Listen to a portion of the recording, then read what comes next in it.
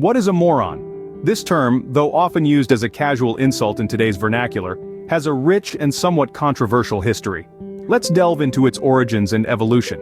The birth of the term moron took place in the early 20th century. It was coined by psychologist Henry H. Goddard, a pioneer in the field of intelligence testing. Goddard used moron as a clinical term to describe individuals with a mental age between 8 and 12, in the context of the then popular intelligence quotient, or IQ, tests.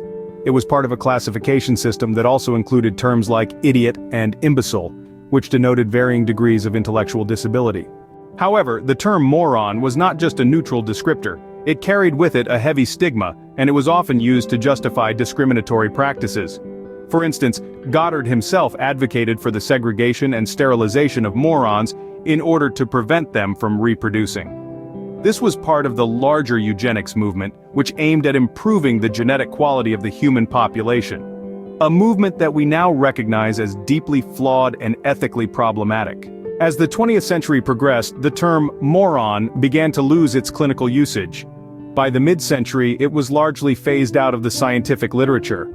This was due, in part, to the growing recognition of the complexities of intellectual disability and the need for more nuanced and respectful language. But while moron disappeared from the scientific lexicon, it found a new life in popular culture. It became a colloquial term, used to insult someone's intelligence or decision-making abilities. Today, when someone calls another person a moron, they're not referencing a specific IQ range. Instead, they're expressing a subjective judgment about the person's perceived lack of wisdom or common sense.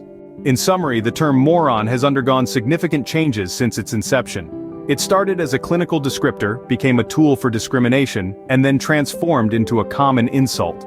Its history offers a cautionary tale about the power of language and the importance of using it responsibly. It's crucial to remember that words, like moron, are not just neutral tools of communication. They are loaded with historical baggage and can be used to harm or marginalize.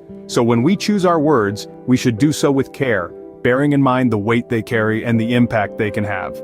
So the next time you're tempted to call someone a moron, remember, you're not just throwing out a casual insult, you're invoking a term with a complex and troubling history. Perhaps it's time we retire moron to the annals of history, where it belongs.